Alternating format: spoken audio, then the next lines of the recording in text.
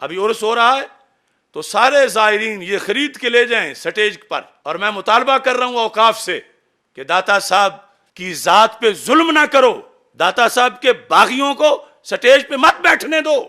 اس کتاب کے اندر الحاصل میں یہ لکھا ہے، ام کلثوم کے متعلق نکاح کا تبرعی فسانہ شان صحابہ و اہل بیت اطہار کے قطعاً منافی گناونی خرافات پر مشتمل ہے۔ یہ ہے جس کو عرفان مشہدی نے جا کے کہا اللہ اس کا فیض جاری کرے، اللہ ہمیں بھی فیض عطا فرمائے۔ اس کی قبر پہ کھڑے ہو کر، اس کی آستانے پہ جا کر تقریر کی، بلا وجہ تو نہیں چمن کی تباہیاں، کچھ باغ باہیں برق و شرر سے ملے ہوئے۔ یہ لفظ یاد رکھنا، گناونی خرافات، اور لکھا کہاں ہے؟ کشف المحجوب میں لکھا ہے۔ تو جو داتا صاحب کے فتوے کو گناونی خرافات کہیں، یا گناونی خرافات کہنے والے کو پیر کہیں، یا اس کو ولی کامل کہیں، یا اسے مسلمان کہیں، ان کا کیا تک بنتا ہے داتا صاحب کے عرس پہ آ کے بیٹھنا؟ اور یہ نہیں کوئی کہے وہ مر گیا ہے، یہ ریاض شاہ کی شکل میں وہی ہے، عبد القادر شاہ کی شکل میں وہی ہے، اور اگر عرفان شاہ کو آج غصہ نہ آئے تو اس کی شکل میں بھی وہی ہے۔ کل تک اس کی شکل میں حافظ الحدیث نظر آتے تھے، اور اس کو اپنے کرتوت دیکھنے چاہیے۔ یہ لفظ میں کبھی بھی نہ بولتا، اگرچہ ہمیں لاکھوں گالیاں دیتے۔ جو عقیدے قرآن و سنت سے بغاوت کر جائے اس سیادت کا ادب باقی نہیں رہتا۔ اور یہ اس لیے ہے کہ داتا صاحب رحمۃ اللہ علیہ کے عرس کے موقع پر کئی ایسے طبقے ہیں جن کا داتا صاحب سے کوئی تعلق ہی نہیں، اور وہ داتا صاحب کے عرس کے اندر شریک ہوتے ہیں۔ جو عرس کی تقریبات کا مرکزی سٹیج ہے، اس میں نصف سے زائد وہ پیر بیٹھے ہوتے ہیں جو داتا صاحب سے باغی ہیں۔ ایسے خطیب، ایسے نقیب وہاں چڑھے ہوتے ہیں کہ جن کا نظریہ داتا صاحب کے بارے میں تبرعی نظریہ ہے، معاذ اللہ، اور اس کی طرف کسی کا دھیان ہی نہیں۔ اب وہ شخص کتنا بیزار ہوگا کہ جس پر کفر اور بدعت کا فتویٰ لگانے والا اس کے پاس آ کے مہمان بن کے بیٹھا ہوا ہو۔ تو ہمارے عقیدہ کے مطابق اللہ کے ولی قبروں میں زندہ ہیں، اور یہ جو لوگ بدعقیدہ روافظ کی بی ٹیم، چلو روافظ تو وہ گامے شاہ میں بیٹھے ہیں، یہ بی ٹیم جو سٹیج پر آ کر بیٹھ کر اعلانیہ، جن کے نظریات پورا سال داتا صاحب کے خلاف بولنا ہے، خلاف کا یہ مطلب نہیں کہ داتا صاحب کا نام لے کر، جو کچھ داتا صاحب لکھ گئے اس کے خلاف بولنا ہے، اور پھر سٹیج پہ آ کے صدارت کرنا ہے یا تقریر کرنا ہے۔ تو اس بنیاد پر ہم یہ پورے ڈاکومنٹس کے ساتھ یہ حقائق سامنے رکھنا چاہتے ہیں کہ ٹھیک ہے، کسی نے سننا ہے آ کے سنیں، بیٹھے گلی میں، باہر یا عوام میں، لیکن سٹیج پر اور پھر تقریر کا حق اسے دیا جائے، صدارت وہ کرے جو داتا صاحب کے مشن کا خادم ہو اور داتا صاحب کے عقائد و نظریات پر پورا کاربند ہو۔ ہمارے ملک میں ایک فتنہ اٹھا جس کا نام ہے فتنہ حویلیاں۔ فتنہ حویلیاں، اس کا بانی تو مر گیا ہے، اور وہ فتنہ کے جس کے بیٹے کے خلاف کبھی ہمارے سیدوں نے جا کے مناظرے کیے، اور بالآخر آج اسی فتنے کی قبر پہ جا کے حاضری دے کے اسے خراج تحسین پیش کیا، وہاں سے جبہ لیا جسے وہ جبہ خلافت کہہ رہے ہیں، اور پھر اس فتنے کی برانچز ہیں، ایک کا نام عبد القادر شاہ ہے، ایک کا نام ریاض شاہ ہے، اور اسی طرح عرفان شاہ اور دوسرے، یہ سارے اس فتنہ حویلیہ کی برانچز ہیں۔ وہ فتنہ حویلیہ جیسے قرآن و سنت کا باغی تھا، سب سے پہلے انہوں نے بغاوت مجدد دین و ملت اعلی حضرت امام محمد رضا فاضل بریلوی رحمۃ اللہ علیہ سے کی، یہاں تک کہ اس کے ماننے والے نے اس کو اعلی حضرت کہا، اس کا نام ہے محمود شاہ، اعلی حضرت کا۔ پھر چلتے چلتے اب تو اس کو مجدد الفسانی بھی کہنے لگے، اور اب جو جنریشن ہے ان کے سامنے اس کا نام اب ہے تحریک عظمت آل و اصحاب رضی اللہ تعالیٰ عنہ۔ یہ جو کچھ پیروں نے مل کر بنائی ہے، اس فتنہ حویلیاں کے مطابق جو تعظیم سادات ہے، جو تعظیم اہل بیت ہے اور جو عقیدہ رکھنا چاہیے اس فتنہ حویلیاں کے لحاظ سے صحابہ کے بارے میں، اس پر آج یہ سارے پڑھے لکھے کاربند ہو گئے ہیں۔ جب یہ جو عبد القادر شاہ کے پاس جا کے جنہوں نے بیعت کی بیٹھے، یا ریاض شاہ، یا اس کے اور بھی کئی روپ ہیں، یہ سب فکر اعلی حضرت سے ہٹ کر فتنہ حویلیاں پر گئے۔ اور اس پر میں آج یہ ڈاکومنٹس پیش کر کے بتاؤں گا کہ فتنہ حویلیاں نے داتا صاحب کے بارے میں یعنی وہ فکر پیش کی جس کے مطابق داتا صاحب معاذ اللہ تبرعی بنتے ہیں، جس کے مطابق داتا صاحب گستاخ اہل بیت بنتے ہیں، جس کے مطابق یعنی یہ عوامی نقطہ نظر پہ، ورنہ تو داتا صاحب سے پہلے بھی بڑی شخصیات ہیں نا، لیکن عوام کو ایک جو داتا صاحب کی شخصیت کے لحاظ سے ہے تو پھر انہیں پتہ زیادہ چلے گا کہ یہ داتا صاحب کو نہیں چھوڑ رہے۔ داتا صاحب کے بارے میں گستاخ اہل بیت کا نظریہ جن کتابوں میں لکھا ہوا ہے، یہ اصل وہ کتابیں، اور پھر داتا صاحب نے کشف المحجوب میں کیا لکھا ہے اور پہلے قرآن و سنت میں کیا ہے۔ آج کے سیمینار میں صرف ایک مسئلے پہ بحث ہوگی عقائد گنج بخش میں سے، وہ ہے نکاح سیدہ ام کلثوم رضی اللہ تعالی عنہا۔ نکاح سیدہ ام کلثوم رضی اللہ تعالی عنہا، سیدہ ام کلثوم رضی اللہ تعالی عنہا یہ مولا علی رضی اللہ تعالی عنہ کی صاحبزادی ہیں، اور کسی زوجہ سے نہیں، سیدہ فاطمہ طیبہ طاہرہ رضی اللہ تعالی عنہا سے یہ پیدا ہوئی، اور پھر ان کا نکاح حضرت عمر فاروق رضی اللہ تعالی عنہ کے ساتھ کیا گیا، اور ان سے پھر حضرت زید بن عمر پیدا ہوئے۔ یہ اہل سنت کی 14 صدیوں کی ایک حقیقت ہے۔ روافض تو اس کو مانتے ہی نہیں۔ تیسرا فرقہ ہے فتنہ حویلیاں، جو بظاہر اپنے آپ کو سنی کہتے ہیں، لیکن اہل بیت اطہار رضی اللہ تعالی عنہم کی محبت کا اور تعظیم کا ایک ایسا نظریہ پیش کرتے ہیں کہ جس نظریے کے مطابق جمہور اہل سنت گستاخ بنتے ہیں معاذ اللہ، اور وہ پوری سپورٹ روافض کو جاتی ہے، یعنی روافض کی یہ بی ٹیم ہے۔ اب اس سلسلہ میں بنیادی طور پر جو مسئلہ زیر بحث آیا وہ یہ تھا، سیدہ کا نکاح غیر سید کے ساتھ، بشرطے کہ سیدہ خود چاہے، بشرطے کہ وہ غیر سید ان پڑھ نہ ہو، بہت بڑا عالم ہو، تو کیا سیدہ کا اس مشروط طریقے سے غیر سید کے ساتھ نکاح ہو سکتا ہے یا نہیں ہو سکتا؟ تو یہ اہل سنت کے نزدیک فقہ حنفی میں ہے، پوری 14 صدیوں میں ہے کہ شرف علم شرف نسب سے زیادہ ہے، تو مشروط طریقے سے اس نکاح کو جائز کہا گیا۔ تو اس پر فتنہ حویلیہ کے بانی محمود شاہ نے پہلے یہ ایک کتاب لکھی جس کا نام ہے ہدایت المومنین فی تعظیم سید العالمین۔ یہ چھوٹا سا رسالہ، اگرچہ اس کے لکھنے کے لحاظ سے کچھ تاریخ میں آگے پیچھے کا فرق ہو، میں اس کی ترتیب حجم کے لحاظ سے پیش کر رہا ہوں کہ یہ پھر اس سے تھوڑی سی بڑی کتاب ہے اور یہ اس سے بڑی کتاب۔ پہلے یہ لکھا اس سلسلہ کے اندر مطلقاً یہ، اور اس کے علاوہ جو کچھ بھی اس کے فتاویٰ ہیں، کہ سیدہ کا اس شرط میں بھی مشروط طریقے سے کہ جب وہ اس پہ جبر نہیں کیا جا رہا، وہ خود چاہتی ہیں، اور دوسری طرف جن سے کیا جا رہا ہے وہ اگرچہ سید نہیں مگر بہت پارسا پاک باز اور بہت بڑے عالم دین ہیں،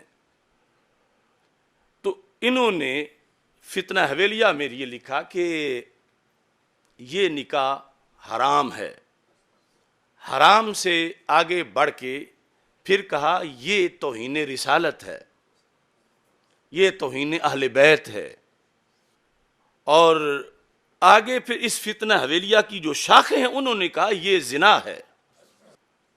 اب چونکہ ان کی جو خانہ ساز شریعت تھی کہ جو رائے اس شخص نے پیش کی امت میں اہل سنت میں سے کسی کی نہیں تھی، اس نے دور دور کے کچھ قاعدے کلیے اکٹھے کر کے نہ سر نہ پیر، وہ لوگوں کی آنکھوں میں دھول جھونکنے کے لیے کچھ عربی عبارتیں لکھ کر اپنا مطلب ثابت کرنا چاہا، کہیں کی اینٹ کہیں کا روڑا، بھانمتی نے کنبا جوڑا، اس طرح کر کے اس نے اپنا موقع بتانا چاہا، جبکہ دوسری طرف صراحتاً دلائل تھے۔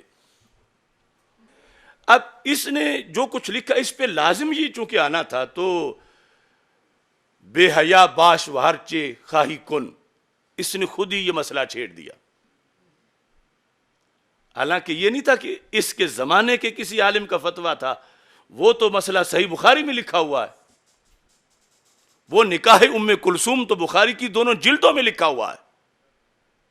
قرآن مجید کے بعد سب سے صحیح ترین کتاب صحیح بخاری اس کے اندر موجود ہے، سنن نسائی میں موجود ہے، بلکہ اگر یہ چاہیں تو میں 1000 سے زائد ماخذ سے دکھا سکتا ہوں، گن کر سنی ماخذ سے۔ اور ادھر نہ سر نہ پیر، بس محض فتنہ حویلیاں اور آپس میں گھڑ کر بات کی جا رہی۔ تو اس نے کیا لکھا؟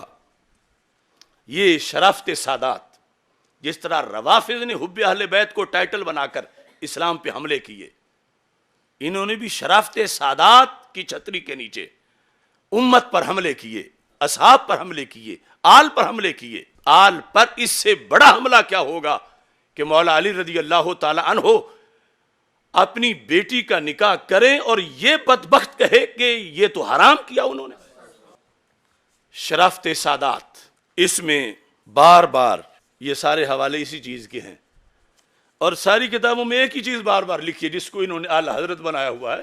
اعلی حضرت ہونے کے لیے 1000 سے زیادہ کتابیں ہونی چاہیے۔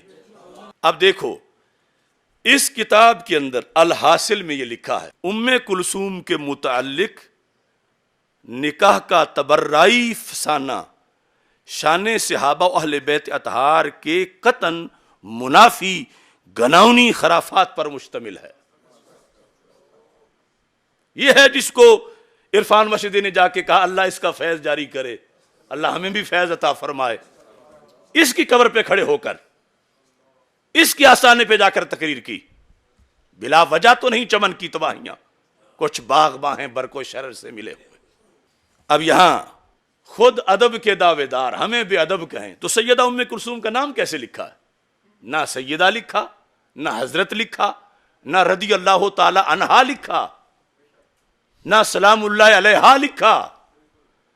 آخر یہ اس ذات کی بیٹی ہیں جن کو تم سلام اللہ علیہا کہلواتے ہو کہ ضرور کہو، رضی اللہ تعالی عنہا ہیں، وہ سلام اللہ علیہا ہیں، تو ان کی جو صاحبزادی ہیں، کہتے ہیں کہ ام کلثوم کے متعلق نکاح کا تبرعی فسانہ شان صحابہ و اہل بیت، یہاں بھی رضی اللہ تعالی عنہم نے لکھا، اطہار کے قطعاً منافی ہے، یعنی یہ نکاح ماننا آل کی شان کے منافی ہے۔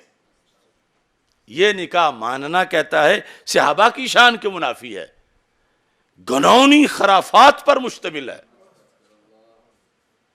یہ لفظ یاد رکھنا، گناونی خرافات، اور لکھا کہاں ہے؟ کشف المحجوب میں لکھا ہے۔ تو جو داتا صاحب کے فتوے کو گناونی خرافات کہیں، یا گناونی خرافات کہنے والے کو پیر کہیں، یا اس کو ولی کامل کہیں، یا اسے مسلمان کہیں، ان کا کیا تک بنتا ہے داتا صاحب کے عرض پہ آ کے بیٹھنا؟ گناونی خرافات پر مشتمل ہے، اور کہتا ہے کہ ایسی نقول فریا منافی ادب و عقول کا ذکر و ایراد بھی اہل بیت و اصحاب پر معزلہ بے بنیاد اتہام و تبرہ ہے، کہ جو یہ بات ذکر کرے کہ نکاح ام کلثوم رضی اللہ تعالی عنہ حضرت عمر رضی اللہ تعالی عنہ سے ہوا تھا، یہ کہتا ہے جس نے یہ کیا اس نے صحابہ پہ تبرہ کیا، اس نے اہل بیت پہ تبرہ کیا، اور کیا کس نے ہے؟ داتا گنج بخش اجمیری نے کیا، کہ اس کا جو ذکر کرے اب میں اگر کہوں کہ اس نے داتا صاحب پر تبرعی ہونے کا فتویٰ لگایا ہے تو کوئی کیسے انکار کر سکتا ہے؟ اس نے کہا جو یہ ذکر کرے، ابھی میں دکھاؤں گا 4 نسخے میں نے کشف المحجوب کے رکھے ہوئے ہیں، کہ کہہ رہا ہے کہ یہ تو اتہام ہے، تہمت ہے۔ کس پہ؟ آل پہ تہمت ہے۔ کس پہ؟ اصحاب پہ تہمت ہے۔ تبرہ ہے آل پر اور اصحاب پر، معاذ اللہ۔ اہل علم و ادب پر ایسی خرافات کی تائید و تشہیر نہ بلکہ تردید لازم ہے۔ یعنی جو یہ سارے حوالے ہیں 1000 سے زائد، اہل علم ان کا رد کریں کہ یہ کوئی بات نہیں، یہ گھڑی ہوئی بات ہے۔ جو داتا صاحب نے لکھا اس کا رد کریں کہ یہ گھڑی ہوئی بات ہے۔ صرف بات یہی نہیں رکی، اس سے اگلی جو کتاب ہے مقام السنیہ، اس کے صفحہ نمبر 290 اور 291 پر لکھتا ہے باقی رہا ام کلثوم بنت علی۔ یہاں بھی نہیں لکھا حضرت، یہاں بھی سیدہ نہیں لکھا، ام کلثوم بنت علی کا مہین و مضطرب بے اصل محض فسانہ کی نقل۔ مہین کا معنی اہانت کرنے والی بات، یعنی یہ ماننا، اور مضطرب کے ثابت ہی نہیں، اور مضطرب پڑھیں یا مضطرب دونوں پڑھ سکتے ہیں، اور بے اصل محض فسانہ کی نقل اڑانے والے۔ اب پتہ ہے اس کو کہ یہ نکاح ام کلثوم مانتے ہیں، یہ سنی ہے، سنی مان کے پھر رد کر رہا ہے اور کہتا ہے یہ نقلی سنی ہے۔ یعنی داتا صاحب، امام بخاری، یہ سارے، وہ کہتا ہے کہ کیا ہے، اگرچہ دعوی سنیت کرتے ہیں، اگرچہ، تو یہ اسے پتا ہے کہ جو وہ رد کر رہا ہے روافض کا مذہب نہیں ہے، جو رد کر رہا ہے خوارج کا مذہب نہیں ہے، جو رد کر رہا ہے جس چیز کو، وہ نواسب کا مذہب نہیں ہے، وہ مذہب اہل سنت اپنائے ہوئے ہیں اور 14 صدیوں میں اپنائے ہوئے ہیں۔ تو کہتا ہے کہ اگرچہ دعوی سنیت کرتے ہیں مگر دراصل یہ بدترین تبرہ ہے، جو کشف المحجوب میں لکھا گیا کہ اگرچہ یہ دعوی سنیت کرتے ہیں، چونکہ داتا صاحب رحمۃ اللہ علیہ نے کشف المحجوب میں کم از کم 6 جگہ پر اپنا اہل سنت ہونا لکھا ہے، وہ ہم اگلے سیمینار میں اس کے حوالے دیں گے۔ تو اب اس نے کہتا ہے مگر دراصل یہ بدترین تبرہ جسے ہوا دی جا رہی ہے، ہم علماء اہل سنت پر اس کا رد کرنا واجب ہے۔ خود سنی بنتا، ہم علماء اہل سنت پر، جبکہ بد سے بدتر شر کا موجب بن رہا ہے۔ یعنی چونکہ اگر نکاح ام کلثوم مانا جائے رضی اللہ تعالیٰ عنہما تو پھر رفض نہیں چل سکتا، اور پھر یہ جعلی محبت اہل بیت نہیں چل سکتی۔ تو وہ کہتا ہے کہ یہ شر کا موجب بن رہا ہے، یہ جو بات پھیل رہی ہے، حالانکہ 14 صدیوں میں سے آئی ہے، تو اب اس نے کیا پھیلنا، وہ تو شروع سے آ رہی ہے۔ کہتا ہے کہ یہ ماننا کیا ہے، اہل بیت اور صحابہ کی تنقیص ہے۔ یعنی صحابہ کا نام تو ویسے وہ رسمن ساتھ ذکر کر رہا ہے، اہل بیت و صحابہ کی تنقیص ہے اور شدید توہین ہے، و ایذا کا موجب ہو رہا ہے۔ تو یہ ہمیشہ جب کسی برے کو، بالخصوص یہ رفض کے ٹولے کو، کسی نے آگے سے ٹوکا کہ تم غلط کر رہے ہو، تو فٹ فتویٰ اس پہ توہین اور بے ادبی کا ہی لگا، جو اللہ کے فضل سے ہم بھی ان لوگوں سے یہ اعزاز حاصل کر چکے ہیں۔ تو اب یہاں اس کے ساتھ پھر کہتا ہے یہ کہاں کی سنیت ہے؟ تو پتہ چلا کہ ضربیں اہل سنت کو ہی مار رہا تھا، اور آج کے بے عقل اندھے سنی سمجھیں جو اس کے چرنوں میں پھر چرتے پھر رہے ہیں، اور ایک نیا فتنہ پاکستان میں پیدا کرنا چاہتے ہیں، ٹائٹل حب اہل بیت کا دے کر، حب صحابہ، حب اہل عظمت صحابہ کا ٹائٹل دے کر وہ کہہ رہے یہ کہاں کی سنیت ہے جو بخاری نے لکھ دیا، یہ کہاں کی حنفیت ہے جو داتا صاحب نے لکھ دیا۔ دونوں لفظ بولے، کہاں کی سنیت و حنفیت ہے؟ تو پتہ چلا کوئی وہ غیر مقلدوں کے اوپر حملہ کرنے نہیں نکلا تھا، وہ حنفیوں پہ حملہ کرنے نکلا تھا، وہ سنیوں پہ حملہ کرنے نکلا تھا۔ اور یہ نہیں کہ کوئی کہے وہ مر گیا ہے، یہ ریاض شاہ کی شکل میں وہی ہے، عبد القادر شاہ کی شکل میں وہی ہے، اور اگر عرفان شاہ کو آج غصہ نہ آئے تو اس کی شکل میں بھی وہی ہے۔ کل تک اس کی شکل میں حافظ الحدیث نظر آتے تھے، اور اس کو اپنے کرتوت دیکھنے چاہیے۔ یہ لفظ میں کبھی بھی نہ بولتا، اگرچہ ہمیں لاکھوں گالیاں دیتے۔ جو عقیدے قرآن و سنت سے بغاوت کر جائے اس سیادت کا ادب باقی نہیں رہتا، پھر ادب کرنا ایک جرم بن جاتا ہے۔ اس پر بھی ہم ایک سیمینار کریں گے پورا، قرآن سے لے کر اعلی حضرت تک۔ آج یہ اتنی بڑی وارداتیں کر کے پھر لوگوں کو کہتے دیکھو جی ہمارے خلاف بولتے ہیں، تم اپنے کرتوت دیکھو، تم سیادت کی آڑ میں دین لوٹنا چاہتے ہو۔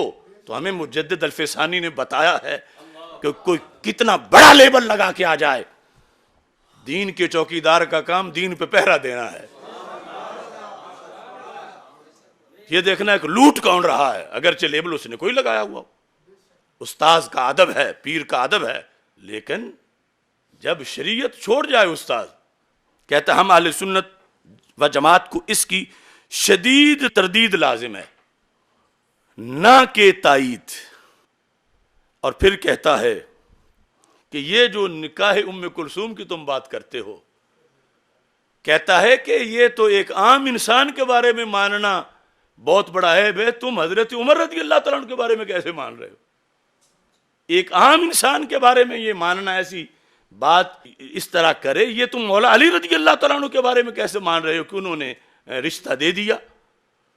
لکھتا ہے اسے مانا جائے تو صحابیت چھوڑ کسی اچھی انسانی سیرت کا صحابہ کبار پر اعتقاد کا معاذ اللہ محل ہی نہیں رہ سکتا۔ اب یہ اس کے خرافات تھے جو ابتداء اس لیے ذکر کر رہا ہوں کہ کوئی یہ نہ کہے کہ تم بلا وجہ چڑھائی کر رہے ہو، بات تو ہے ہی کوئی نہیں، ہوا تو چوری تو ہوئی کوئی نہیں، ڈاکہ تو ہوا ہی نہیں، تم ایسے ایف آئی آر کٹ رہے ہو۔ تو یہ انہی کی چھپی ہوئی کتابیں ہیں، اور اس کے بیٹے بھی زندہ ہیں اور خلیفے بھی زندہ ہیں۔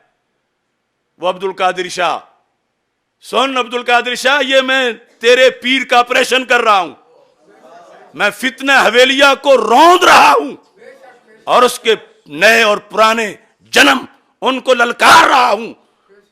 تم باغی ہو گنجے بخش کے، تم باغی ہو امام بخاری کے، تم باغی ہو امام ابو حنیفہ کے، تم باغی ہو اہل سنت و جماعت کے، تم باغی ہو قرآن و سنت کے، اور اگر تم میں سکت ہے تو میری ان باتوں کا جواب دو، اور اگر نہیں تو پھر محبت اہل بیت کے نام پر لوگوں کو گمراہ کرنا چھوڑ دو۔ محبت اہل بیت وہ ہے جو کشف المحجوب میں داتا گنج بخش نے سکھائی ہے۔ اب اس میں سب سے پہلے یعنی بات چلی کہاں سے ہے، یہ صحیح بخاری شریف اچھی طرح دیکھ لیں۔ کچھ آج ایسے بھی پیر وہ کہتے ہیں وہ کون سی بخاری؟ یہ بخاری جو ساری ہے ہماری، اور جس نے سب فتنوں کی مت ماری، یہ صحیح بخاری۔ اس کے اندر پہلی جلد دیکھو تو اس میں بھی یہ موجود ہے، یہ جو چھاپا ہے بڑے سائز کا، میں نے یہ سامنے رکھا کہ کم از کم یہ جو چھوٹی چھوٹی رسالیاں لکھ رہے ہیں ان کو بخاری کا روب بھی تو نظر آئے۔ 403 صفحہ پہلی جلد کا، اور دوسری جلد کا صفحہ 582، یہ ہے صحیح بخاری، یہ صحیح بخاری ہے۔ اور اس کے ان دونوں حصوں کے اندر نکاح سیدہ ام کلثوم رضی اللہ تعالی عنہا ثابت ہے۔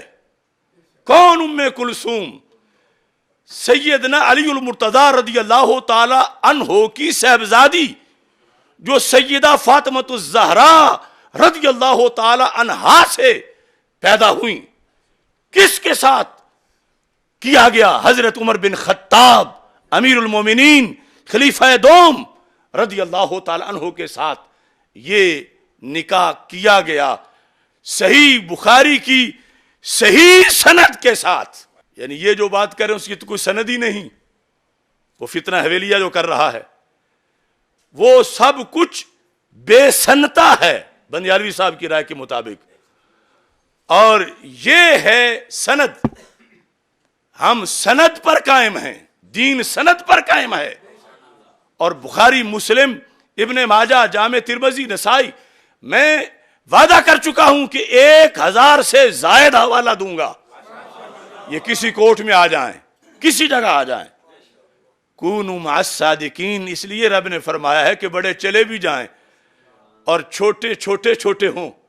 یہ بڑے بڑے برج جو ہیں آستانوں پہ براجمان, اب ہماری ان کے سامنے بظاہر کیا حیثیت ہے, لیکن یہ حق ہے جو بولتا ہے, کیونکہ یہ کتابیں ہمارے پاس ہیں, قرآن ہمارے پاس ہے. اور اس دلیل کے سامنے یہ برج سارے ریت کی دیواریں ثابت ہو رہے ہیں. اب یہاں پر دیکھیے لکھا ہے, یہاں بھی باب ہے, باب حمل النساء الکرب الی الناس فی الغزو. جنگ جاری ہو, وہاں پر مومنات بھی آئی ہوں کہ تاکہ ہم غازیوں کو پانی پلائیں, اور مشکیزیں بھر بھر کے میدان جنگ میں لا رہی ہوں. اس کا باب یہ پہلی جلد میں ہے. دوسری جلد میں جو 582 صفحے پہ ہے وہ ہے باب ذکر ام سلیت رضی اللہ تعالی عنہ. وہ چونکہ ان کا بھی ذکر آتا ہے. اصل میں موضوع یہ تھا کہ بڑی اچھی اچھی چادریں آئیں حضرت عمر رضی اللہ تعالیٰ عنہ کے زمانے میں, اور انہوں نے وہ چادریں صحابیات میں تقسیم کی. ایک باقی رہ گئی. فقال له بعض من عنده یا امیر المومنین. تو حضرت عمر رضی اللہ تعالیٰ عنہ نے بھی فیصلہ کرنا تھا کہ یہ ایک کسے دوں, ایک چادر جو رہ گئی ہے. تو جو پاس بیٹھے ہوئے تھے انہوں نے کہا امیر المومنین یہ ہم بتاتے ہیں کسے دو. آتی ھذا بنت رسول اللہ صلی اللہ علیہ وسلم. حضرت ام کلثوم رضی اللہ تعالی عنہا کو بنت رسول کہا جا رہا ہے. حضرت فاطمہ رضی اللہ تعالی عنہا کی جو بیٹی ہیں, شہزادی ہیں, تو ان کی امی جو کہ بنت رسول ہیں تو یہ بھی بنت رسول ہیں. تو انہوں نے کہا پاس بیٹھے ہوئے صحابہ نے, آتی ھذا بنت رسول اللہ صلی اللہ علیہ وسلم التی عندک. عمر جو آپ کے عقد نکاح میں بنت رسول صلی اللہ علیہ وسلم ہے, یہ چادر آپ ان کو دے دیں. ان کا اعزاز ہے. لفظ بنت رسول التی عندک, جو آپ کے پاس ہیں, یعنی آپ کے عقد نکاح میں ہیں. یہی وضاحت ہے. یریدون ام کلثوم, یریدون ام کلثوم. کہنے والوں کا ارادہ کیا تھا؟ نام پہلے اجمالاً اب نام آ گیا کہ وہ سب مراد لے رہے تھے کہ حضرت ام کلثوم رضی اللہ تعالی عنہا کو دے دیں. کون ام کلثوم؟ بنت علی. چونکہ حضرت فاطمہ کے لحاظ سے بھی ذکر آ گیا اور حضرت مولا علی رضی اللہ تعالیٰ عنہ کے لحاظ سے بھی ذکر آ گیا کہ وہ ام کلثوم جو مولا علی اور سیدہ فاطمہ رضی اللہ تعالی عنہما کی صاحبزادی ہیں, ان ام کلثوم کو اے عمر جو تمہاری زوجہ محترمہ ہیں, ان ام کلثوم کو یہ چادر دے دو. یہ تجویز پیش کی گئی. لیکن عدالت عمر ہے. حالانکہ جب رشتہ مانگا تھا تو وہ الفاظ بھی میں پیش کروں گا کہ کس نیت سے مانگا تھا, کہ آل کی کتنی عظمت پیش نظر تھی کہ مجھے کوئی نفسانی خواہش نہیں, میں تو قیامت کے دن کا سہارا بنانا چاہتا ہوں. اور یہاں چونکہ بحیثیت امیر المومنین رعایا کے اندر چیز تقسیم کر رہے ہیں تو کہا میں دوں گا, لیکن میرٹ پہ دوں گا. کون سا میرٹ؟ دین کے لیے خدمت کس کی زیادہ ہے, یعنی دین کے لیے خدمات جس نے زیادہ پیش کی میں اسے دوں گا. تو کہتے ہیں فقال عمر ام سلیت احق کو, حضرت ام سلیت کا حق زیادہ بنتا ہے. وہ ام سلیت من نساء الانصار, یہ انصاری عورت تھیں. اب یہ نہیں کہ سادات کی عظمت ہے تو ہر جہت میں ہی جو بھی معاملہ ہو ادھر کا ہی فیصلہ کیا جائے، اور یہ کوئی تنقیص بھی نہیں، یہ عدالت عمر ہے۔ اور چادر اگرچہ جو تم کہتے ہو میرے گھر ہی جانی ہے، لیکن میں ام سلیت کو دوں گا۔ کون تھی وہ؟ کہا انصار میں سے، انصاری خواتین میں سے وہ ممن با یا رسول اللہ صلی اللہ علیہ وسلم، جنہوں نے رسول اکرم صلی اللہ علیہ وسلم کے ساتھ بیعت کی تھی۔ فَإِنَّهَا كَانَتْ تَزْخِرُ لَنَا الْكِرَبَ يَوْمَ احد، احد والے دن یہ مشکیزیں بھر بھر کے پشت پہ اٹھا کے لاتی رہی۔ یہ ہے میرٹ دین میں، اس جہت میں بھی فرمایا احد والے دن ام سلیت کا کردار تھا، جب تیر لگنے تھے، تلواریں لگنی تھیں، تو ام سلیت گھر نہیں بیٹھیں، ام سلیت مشکیزیں اپنی پشت پہ اٹھا اٹھا کے غازیوں، مجاہدوں اور زخمیوں کو پانی پلاتی رہیں۔ میں سمجھتا ہوں کہ ان کا اعزاز ہے، آج یہ چادر ان کو دے دی جائے۔ یہ حدیث کا مختصر خلاصہ ہے۔ دوسری طرف بھی چونکہ وہ تو باب یا باب ذکر ام سلیت، تو چونکہ حدیث میں حضرت ام کلثوم رضی اللہ تعالی عنہا کا بھی ذکر ہے، حضرت ام سلیت رضی اللہ تعالی عنہا کا بھی ذکر ہے، تو امام بخاری کا یہ کمال ہے کہ ایک ہی حدیث کو کئی ابواب میں ذکر کرتے ہیں، کیونکہ جس جگہ جو مسئلہ ثابت ہو رہا ہو اس جگہ اس مسئلے کا ذکر کر دیتے ہیں۔ اب یہاں چونکہ بات چل رہی ہے پہلی جلد میں کہ خواتین بھی پردے کے اندر رہ کر جہاد میں حصہ لے سکتی ہیں، اور اس جہاد کی بڑی عظمت ہے، تو اس بنیاد پر یہاں بھی ذکر کیا اور دوسرے مقام پر بھی اس کو ذکر فرمایا۔ اب دیکھو وہ لفظ تمہارے ذہن میں ہونے چاہیے جو اس نے کہا کہ خرافاتی تبرعی لوگ توہین، شدید توہین کرتے ہیں جب یہ کہتے ہیں، تو ایک تو یہ سارے راوی جو پکے ٹھکے سچے سچے امام بخاری کے استاد، دادا استاد، پردادا استاد، وہ سارے یہ روایت کر رہے ہیں، صحابہ، تابعین، اور دوسرا پھر بعد کے ائمہ مجتہدین اور سارے مختلف فقہ کے اندر جو اس کا تذکرہ آیا، اور یہ حویلیوں میں بیٹھ کر جسے پتہ ہی نہیں ہے کہ جہان ہے کیا، علم ہے کیا۔ اگر بخاری مسلم کے سورسز نہ ہوتے، یہ سندیں نہ ہوتی، یہ راوی نہ ہوتے، تو قرآن کی تفسیر کیسے پہنچتی، دین کیسے پہنچتا؟ تو اب دیکھو حملہ پورے دین پر ہے، اس سے یہودی فائدہ لے گا، اس سے نصرانی لے گا، مستشرق لیں گے، قادیانی لیں گے، کہ یہ جن حدیثوں سے تم ختم نبوت ثابت کرتے ہو اور یہ جن حدیثوں سے تم قرآن کی تفسیریں ثابت کر رہے ہو، وہ تو ساری ہیں ہی گھڑی ہوئی، چونکہ جو ان کا مصنف ہے وہ تو تبرعی تھا معاذ اللہ، اس نے تو یہ جھوٹ لکھا ہے، یہ افسانے لکھے ہیں، افتراء کیا ہے، اتہام کیا ہے اس نے معاذ اللہ صحابہ و اہل بیت پہ، تو پھر پیچھے بچے گا کیا؟ تو یہ دلیل، یہ جواز، یہ بات کرنے کا کون فراہم کر رہا ہے جواز؟ فتنہ حویلیاں، کہ اس کی کتابوں میں یہ لکھا ہوا ہے۔ وہ گالیاں آپ ذہن میں رکھیں جو اس فتنہ حویلیاں نے دی ہیں ان سب اکابر کو، اور کچھ ہمارے ایسے بھی سادے لوگ ہیں نا جن کو آپ کہو بخاری میں ہے تو انہیں اتنی سمجھ نہیں آئے گی جتنی تب آئے گی جب کہو داتا صاحب نے فرمایا۔ تو یہ 4 نسخے ہیں میرے پاس کشف المحجوب شریف۔ یہ نسخہ پہلا جو ہے یہ حضرت بہاؤالدین زکریا ملتانی رحمت اللہ علیہ کا نقل کردہ ہے، یہ لکھا ہے ساتھ فارسی میں ہے۔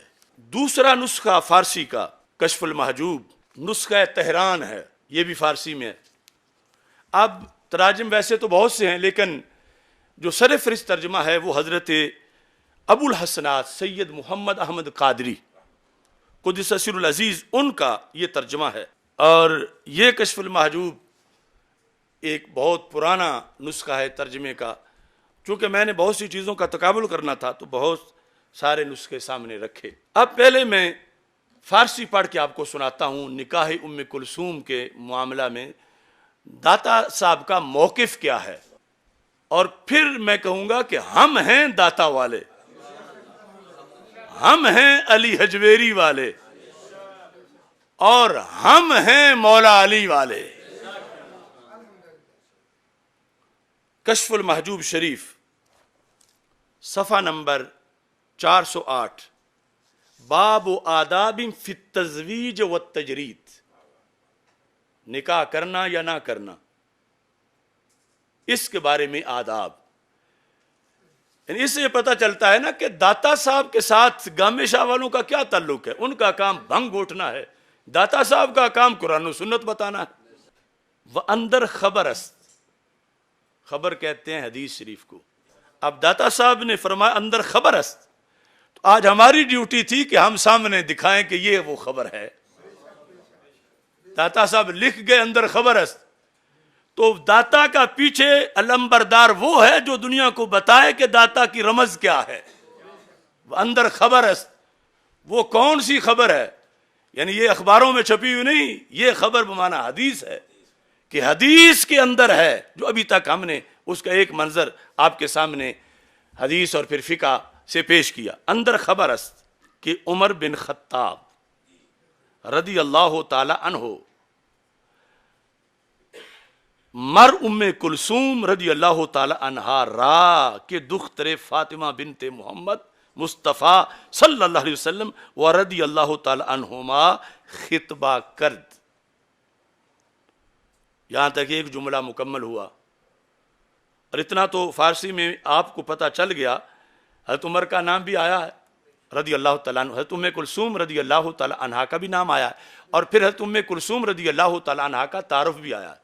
کون؟ ام کلثوم بنت محمد مصطفیٰ، دختر فاطمہ بنت محمد مصطفیٰ، کہ سیدہ فاطمہ رضی اللہ تعالی عنہا کی بیٹی، وہ سیدہ فاطمہ رضی اللہ تعالی عنہا جو دختر رسول صلی اللہ علیہ وسلم ہیں. اب اس کا ترجمہ چلو میں سیدوں سے ہی کر کے ان کو بتا دیتا ہوں، شاید کہ تیرے دل میں اتر جائے میری بات. یہ سید صاحب 528 صفحے پہ اس کا ترجمہ کرتے ہیں. ابھی عرس ہو رہا ہے تو سارے زائرین یہ خرید کے لے جائیں سٹیج پر، اور میں مطالبہ کر رہا ہوں اوقاف سے کہ داتا صاحب کی ذات پہ ظلم نہ کرو، داتا صاحب کے باغیوں کو سٹیج پہ مت بیٹھنے دو. میں آپ کو ایک فارم بنا کے دیتا ہوں کہ داتا صاحب کا یہ عقیدہ ہے، جو پی رہا ہے اس سے فل کرواؤ، اور جو نہیں کرتا تو اسے واپس بھیجو کہ کہیں جا کے بیٹھ جاؤ. تم اس اہل نہیں کہ تم داتا کے سٹیج پہ بیٹھو، داتا سے بغاوت بھی کرو اور پھر یہاں کے تم بیٹھو. کشف المحجوب یہ کہتے ہیں ترجمے، اور حدیث میں ہے کہ حضرت عمر بن خطاب رضی اللہ تعالی عنہ نے حضرت ام کلثوم بنت سیدہ زہرا رضی اللہ تعالی عنہا سے نکاح کی درخواست ان کے والد حضرت علی کرم اللہ وجہہ سے کی. خطبہ کا لفظ ہے، نکاح کا پیغام بھیجنا، رشتہ چاہنا. خطبہ ایک ہوتا خطبہ، تو صرف زیر کا فرق ہے، خطبہ. اچھا جی، از پدرش علی بن ابی طالب رضی اللہ تعالیٰ عنہ، یہ جو آخری لفظ ہیں کہ کن کی طرف نکاح کا پیغام بھیجا؟ حضرت ام کلثوم رضی اللہ تعالیٰ عنہ کے ابا جان حضرت مولا علی رضی اللہ تعالیٰ عنہ سے یہ چاہا. رضی اللہ عنہ و کرم اللہ وجہ دونوں لکھے داتا صاحب نے. یہاں جملہ ختم ہو. علی گفت، مولا علی رضی اللہ تعالیٰ عنہ نے فرمایا، او بس خردست و تو مرد پیری و مرا نیت آست کہ او را ببرادر زادہ خود خواہم داد عبداللہ بن جعفر رضی اللہ تعالیٰ عنہما. یہ کیا ترجمہ لکھتے ہیں؟ حضرت علی رضی اللہ تعالیٰ عنہ کرم اللہ وجہہ نے جواب دیا کہ وہ صغیرہ ہے، یعنی حضرت ام کلثوم رضی اللہ تعالیٰ عنہ، اور آپ معمر ہیں، اور میرا خیال ہے کہ میں اپنے بھتیجے عمر بن جعفر سے ان کا نکاح کروں. اب اتنا فرق آ جاتا ہے کہ وہاں فارسی میں لکھا عبداللہ بن جعفر اور یہاں ترجمے میں لکھا ہے عمر بن جعفر. بہرحال بھتیجے کے لحاظ سے یہ کہا کہ میرا ان کے بارے میں خیال ہے. اب یہاں بھی روافظ کی ایک شرارت ہے، مطلب عمر چھوٹی تھی مگر اتنی چھوٹی نہیں تھی کہ قابل نکاح ہی نہ ہوں، ورنہ پھر وہ دوسرا آپشن کیوں ذکر کرتے کہ میں یہ چاہتا ہوں کہ میں اپنے بھتیجے کے ساتھ ان کی شادی کروں. یعنی یہ جو ویسے عمر کا فرق تھا وہ بتانا مقصود تھا کہ آپ کی عمر میں اور ان کی عمر میں بہت زیادہ فرق ہے. اچھا، اب حضرت عمر رضی اللہ تعالی عنہ نے پیغام بھیجا. عمر کس فرستاد, کسی کو بھیجا, یا ابوالحسن اندر جہاں زنان بزرگ بسیارند, دنیا میں عورتوں کی تو کوئی کمی نہیں, اندر جہاں زنان بزرگ یعنی جو عمر کے لحاظ سے بڑی ہوں وہ تو بہت ہیں. یہ ترجمہ کر رہے ہیں کہ اس پر حضرت عمر رضی اللہ تعالیٰ عنہ نے آدمی بھیجا اور کہلوایا کہ ابوالحسن, یہ کنیت ہے حضرت مولا علی رضی اللہ تعالیٰ عنہ کی, ابوالحسن دنیا میں بہت عورتیں ہیں. اب وہ بزرگ والا ترجمہ رہ گیا, مطلب یہ ہے کہ بڑی عمر والی بہت عورتیں ہیں. مراد من از ام کلثوم نہ دفع شہوت است, کہ اس بات نسل است کہ از با پیغمبر صلی اللہ علیہ وسلم شنیدم کل ناسبی و حسب ینقاطع بالموت الا ناسبی و حسبی. یعنی فرق کیا کہ یہ رشتہ جو میں مانگ رہا ہوں تو ویسے نہیں جیسے عام لوگ شادیوں کے رشتے مانگتے ہیں, میں تو میدان معاشر کو سامنے رکھ کے رشتہ مانگ رہا ہوں. ترجمہ, ابوالحسن عورتیں تو بہت ہیں, ام کلثوم سے میری نیت دفع شہوت نہیں, کہ اپنی خواہش پوری کرنا نہیں بلکہ نسب ثابت کرنا مراد ہے. نسب ثابت کرنا مطلب یہ ہے کہ میری اگر اولاد ہوگی تو میں جب باپ کہلاؤں گا تو پھر آل نبی ماں کہلائے گی, تو جب میرے بیٹے کا یا بیٹی کا نسب ثابت ہوگا تو اس کا فائدہ تو مجھے بھی پہنچے گا.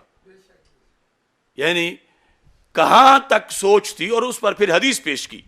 فرمانے لگے کہ اس لیے کہ میں نے حضور پاک صلی اللہ علیہ وسلم سے سنا ہے کہ آپ نے فرمایا کل نسب و حسب ینقطع بالموت الا نسبی و حسبی, موت سے تمام حسب و نسب منقطع ہو جائیں گے مگر میرا نسب اور حسب یہ مستثنا ہے, یہ منقطع نہیں ہوگا. تو میری یہ اس میں نیت ہے. اور ایک روایت میں ہے, یہ دوسری حدیث بھی پیش کی حضرت عمر رضی اللہ تعالیٰ عنہ نے, کل سبب و نسبی ینقطع الا سببی و نسبی, ہر نسب اور حسب قطع ہو جائیں گے مگر میرا سبب اور نسب. اس کے ساتھ یہ کہتے ہیں اکنو مرا سبب ہس بائدم کے نسبت نیز باشد تاب ہر دو طرف مطابت وے محکم گردانیدہ باشم. کہ اب تک عمر کے پاس ایک چیز ہے, وہ کیا؟ فرمایا سبب, وسیلہ رسول. سبب والا بھی پار ہو جائے گا لیکن اب تک ایک چیز مجھے میسر ہے, میں چاہتا ہوں کہ ڈبل ہو جائے, سبب بھی ہو نسب کا سرٹیفکیٹ بھی ہو. ترجمہ, آپ نے فرمایا کہ اب مجھے سبب تو حاصل ہے, کیوں میں غلام رسول صلی اللہ علیہ وسلم ہوں. یعنی یہ بھی سرکار نے اس لیے فرما دیا کہ امت قیامت تک یہ تڑپتی نہ رہے تو ہمیں تو کچھ بھی نہیں ملا, کہ جس نے میرا کلمہ پڑھا کلمہ کا سبب بحال ہے قیامت والے دن, میرے وسیلے سے جنت جائے گا. اب مجھے سبب تو حاصل ہے, نسب آپ کے ذریعے حاصل کرنا چاہتا ہوں تاکہ آپ کی برکت سے میں محکم ہو جاؤں. اب یہ پیار ہے یا دشمنی ہے؟ یعنی حضرت عمر رضی اللہ تعالیٰ عنہ کے ذہن پر جو اہل بیت کی عظمت چھائی ہوئی ہے یہ اس کا اظہار ہے. اور یہ بات ہو رہی ہے جب آپ امیر المومنین خلیفہ دوم تھے اور اتنے بڑے منصب پر فائز ہوتے ہوئے حضرت مولا علی رضی اللہ تعالیٰ عنہ سے یہ ریکویسٹ کر کے بتا رہے تھے کہ صحابہ اہل بیت کا کتنا ادب کرتے ہیں اور آل ہونا یہ کتنی بڑی شان ہے اور کتنا بڑا شرف ہے. جس وقت یہ بات ہو گئی تو آگے جملہ, کیا پھر آگے بات نہیں چلی یا ختم ہو گئی؟ داتا صاحب کہتے ہیں علی رضی اللہ تعالی عنہ ام کلثوم را بعمر داد. مولا علی رضی اللہ تعالیٰ عنہ نے یہ حدیثیں سن کے بلا وجہ نہیں, سرکار کی شریعت کی روشنی میں, دنیاوی لالچ میں نہیں, سرکار دو عالم صلی اللہ علیہ وسلم کی شریعت کی روشنی میں اپنی بیٹی سیدہ ام کلثوم رضی اللہ تعالی عنہا کا نکاح حضرت عمر رضی اللہ تعالیٰ عنہ کے ساتھ کر دیا۔ داتا صاحب آگے یہ بھی لکھتے ہیں وزید بن عمر از وے بیامت رضی اللہ تعالیٰ عنہ، وہ حضرت زید بن عمر ان سے پیدا ہوئے، حضرت ام کلثوم رضی اللہ تعالیٰ۔ اب فتنہ حویلیاں کہنا کہ یہ جب نکاح غیر سید کے ساتھ جو وہ کہہ رہا ہے حرام ہوگا اور زنا ہوگا معاذ اللہ، تو گستاخی تو یہ ہے، اور دین سے بغاوت یہ ہے، اسلاف سے بغاوت یہ ہے، 1.5 اینٹ کی مسجد یہ ہے، اور دین کا 14 صدیوں کی شاہراہ اور صراط مستقیم وہ ہے جو داتا صاحب نے بتائی ہے اور ہم نے آج اللہ کے فضل سے بیان کری ہے۔ تو یہ میں نے مرض بتایا، مرض کا مرض ہونا ثابت کیا، بتایا کا مطلب ہے کہ وہ کہاں پایا گیا ہے، پھر دلائل دیے کہ وہ واقعی مرض ہے، وہ صحت نہیں۔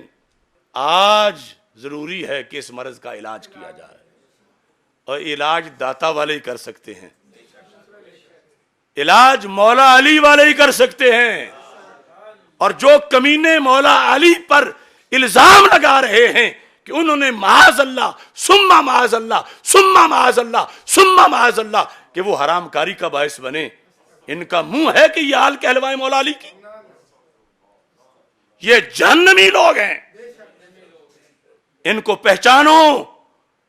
یہ فتنہ ابن سبا نئے روپ میں آیا ہے کہ ساری امت کے اکابر کتب حقائق کو مسخ کر کے حب علی رضی اللہ تعالیٰ عنہ اور حب اہل بیت رضی اللہ تعالیٰ عنہ کا ٹائٹل لگا کے یہ وارداتیں کر رہے ہیں۔ اور میں ابھی تو کل چیلنج کیا تھا اسلام قبول کرنے کے لحاظ سے، آج میں یہ پیش کر کے اس فتنے کے جتنے گرو ہیں میں سب کو چیلنج کر رہا ہوں، کچھ کراچی میں ہیں، کچھ پنڈی میں ہیں، اور کچھ جو آل پاکستان موبائل فتنے ہیں چلتے پھرتے، ایک میں بھی اگر غیرت ہے یا یہ کہو کہ اس نے یہ نہیں کہا، یہ گالیاں اس نے نہیں دیں، اور یا پھر یہ بتاؤ پھر کیوں دیں؟ حق بنتا تھا اس کا کہ داتا صاحب کو گالیاں دیتا؟ اور تمہیں تو پنجابی میں کہتے ہیں چھونی میں پانی لے کے ڈب مرنا چاہیے کہ تم کس راہ پہ چلے ہو۔ اعلی حضرت کو تم نے چھوڑا، مجدد صاحب کو چھوڑا، شیخ عبدالحق محدث دہلوی کو چھوڑا، امام فضلہ خیر آبادی کو چھوڑا، سیدنا مہر علی شاہ رحمت اللہ علیہم ان کو چھوڑا، اور جا کے ایک حویلی میں داخل ہو گئے ہو۔ آج لے ان کی پناہ، آج مدد مانگ ان سے، کل نہ مانیں گے قیامت کو اگر مان گیا۔ اب اس کا جواب نہیں آئے گا، میں غیب نہیں جانتا، مگر یہ بازو میرے آزمائے ہوئے، وہ کہیں گے دیکھو یہ ناسبی بول رہا ہے، یہ گستاخ بول رہا ہے۔ میں کہتا ہوں ایک بار نہیں، ہر چوک میں میرا نام لکھ کے آگے ناسبی کہو مجھے، تو میں کہوں گا کبھی تم بھی ہوتے تھے ناسبی، تمہیں یاد ہو کہ نہ یاد ہو۔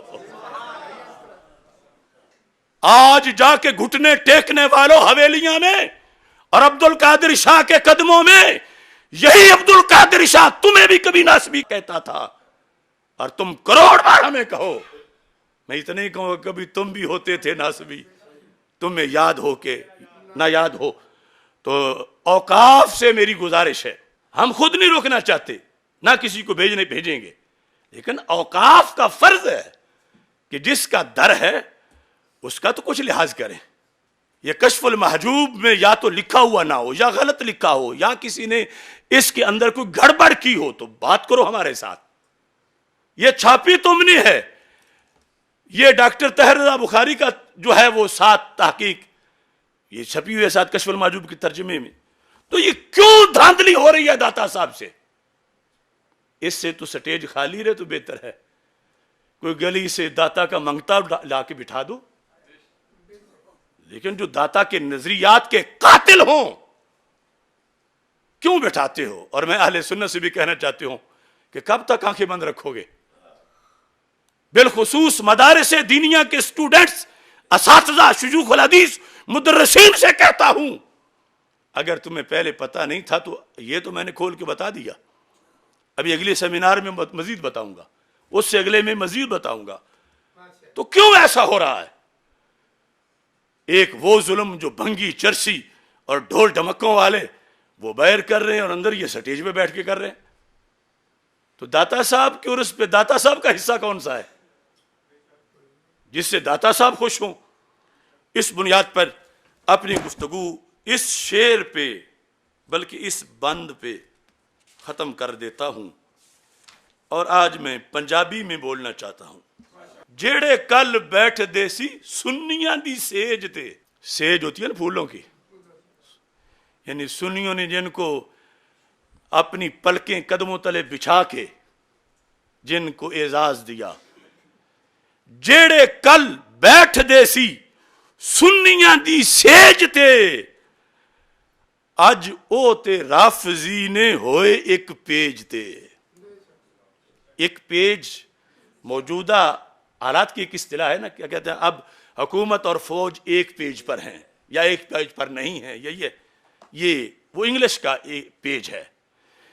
جیڑے کل بیٹھ دیسی سنیاں دی سیج تے، اج او تے رافضی نے ہوئے ایک پیج تے۔ سارے سنی نہیں، وہ ماحود جن کا پہلے ذکر کیا گیا ہے۔ جیڑے کل بیٹھ دیسی سنیاں دی سیج تے، اج او تے رافضی نے ہوئے ایک پیج تے۔ گامے شادہ مسلک جنہ من لیا ہے، ہن کی لیندے نے او داتا دی سٹیج تے۔ جیڑے کل بیٹھ دیسی سنیاں دی سیج تے، اج او تے رافضی نے ہوئے ایک پیج تے۔ گامے شادہ مسلک جنہ من لیا ہے، ہن کی لیندے نے او داتا دے سٹیج تے۔ لہذا یہ پیغام ہے اوقاف کے لیے، اور اس کی یہ دلیلیں ہیں، اور جہاں انہیں ضرورت ہو ان سب کو بلا کے لائن میں لگائیں۔ ادب پھر کر لیں گے جب یہ ٹھیک ہو جائیں گے۔ آپ جہاں یہ گرے ہوئے ہیں ان کو لائن میں لگائیں، پچھلوں پہلوں کو سب کو، اور ان سے حساب کرنا ہے کہ داتا کا کھا کے یہ پلے ہیں اور داتا کو گھورتے ہیں۔ داتا کے مسلک پہ واپس آئیں، ہم اپنی زبانیں ان کے قدموں کے نیچے بچھا دیں گے، اپنے سینے ان کے تلووں کے نیچے بچھا دیں گے، اور اگر نہیں آئیں گے تو ہم ان کا محاسبہ کریں گے، جو دین کے ایک پہرے دار کی ڈیوٹی ہوتی ہے، اگرچہ اس کی جتنی قیمت بھی ہمیں ادا کرنی پڑے۔